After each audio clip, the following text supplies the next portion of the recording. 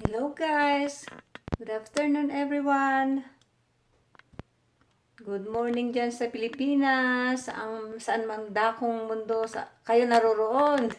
Pasensya na hindi ako marunong magtagalog kasi Ilocano po ako, timangkan nga Ilocano. So, hi everyone, today is Wednesday, 5:56 already in the afternoon here in Edmonton, Canada.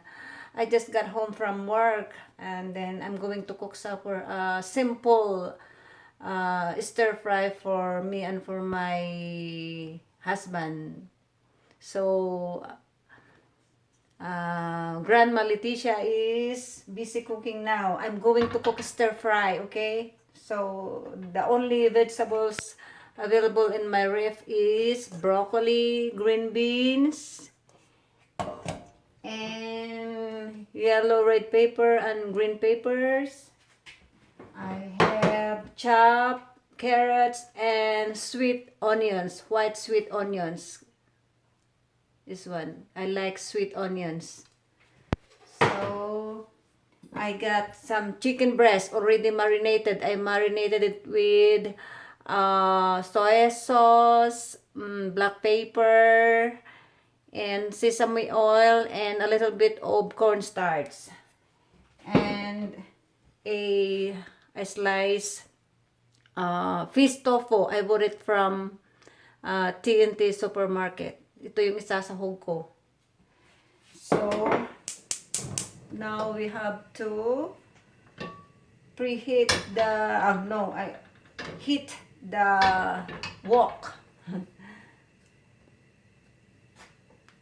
There. Put a little bit of oil. Please follow and subscribe my channel, Grandma Leticia Ipili.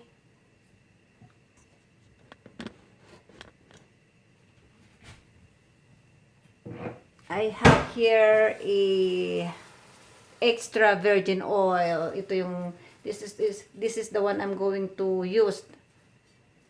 Dati cooking oil kung extra virgin. Tata napudutan kahabsat gagayam datay paryok. So ito yun ikan datay basit nga mantika na.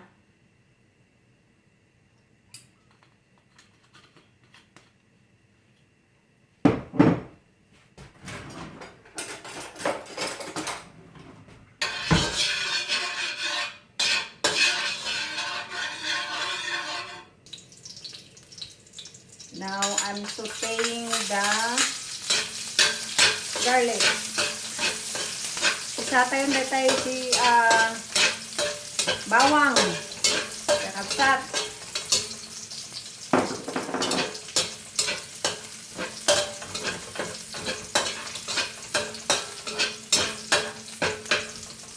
So, jay chicken breast.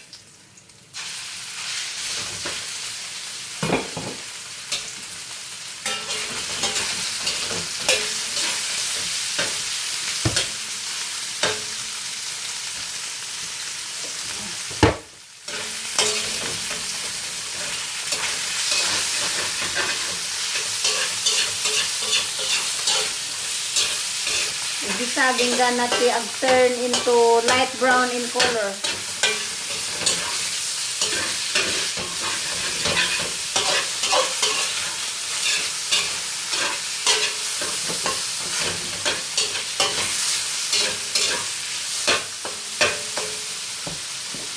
Double kumutin jay fish tofu.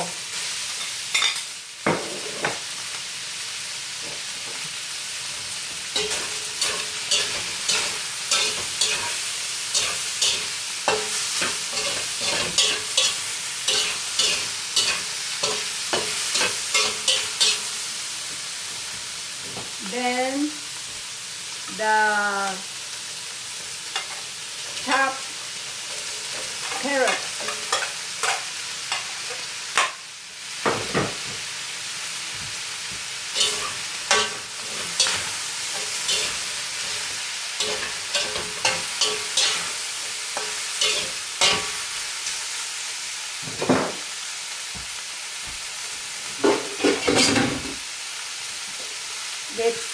cook the carrots for a few minutes first, so I have to cover it.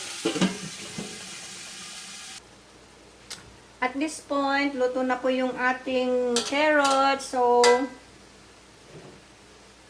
I have to add the yellow pepper, the green peppers, and the chopped onions.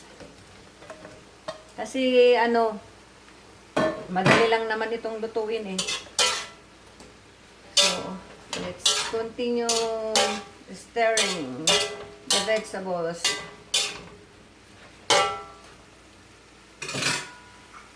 Let's wait for a few minutes. Tutun pa iti apagbiit. And then, I will add the broccoli and the green beans. You're wondering why I put these vegetables last, because the secret is to avoid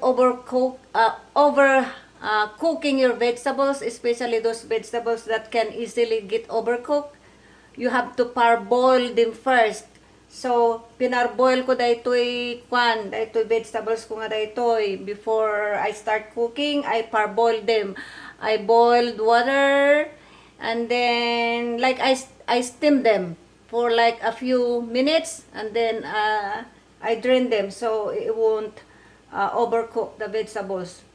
And then when the vegetables inside are already cooked, I just mix them together, so to avoid, because I don't like broccoli to get overcooked. It's not crunchy, and it's not like, it's not really tasty. That's the secret. You have to parboil the vegetables that are easily get overcooked. Para when you stir fry them, you just have to mix them together with the other vegetables. Okay, that's the secret. Now I'm going to add the parboiled broccoli and green beans.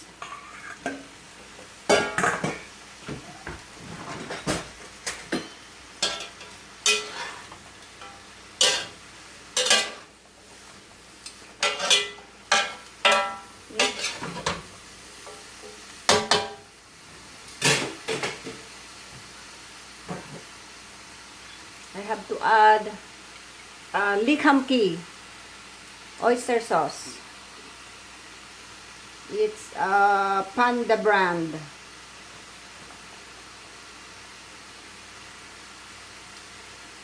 A little bit of this. Okay. And then continue stirring it.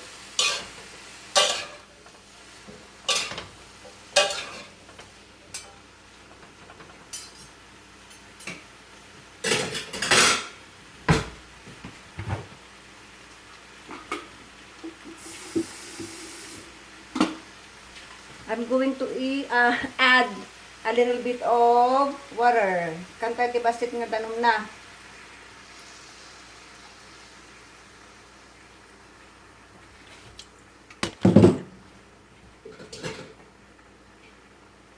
And I have here a chop soy mix, Mamacita. Yeah. It's already here inside the cup. Just put the mix or the powder in a container, and then add a little bit of water to then stir it. And I already add a little bit of cornstarch to thicken the vegetables, the sauce of the vegetables. See?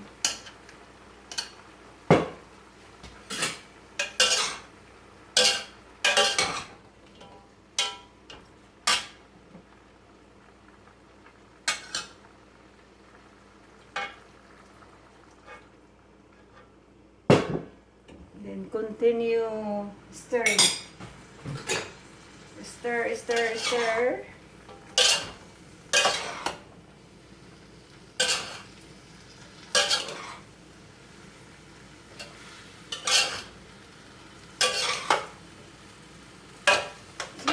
You can see it's already thickened. See?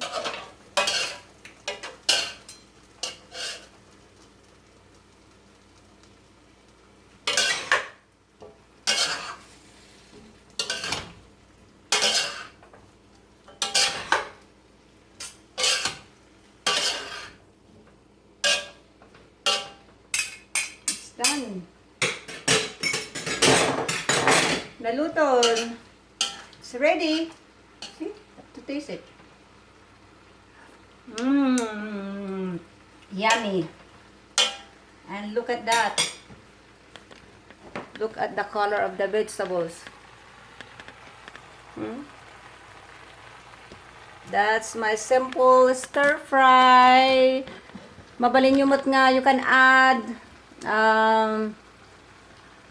more vegetables if you like mushroom and celery, but because this is the only vegetables available in my fridge, so this is the one I use. Okay, thank you for watching. I hope you subscribe my new channel. Thank you for watching. I love you all. Thanks until my next video. Bye bye.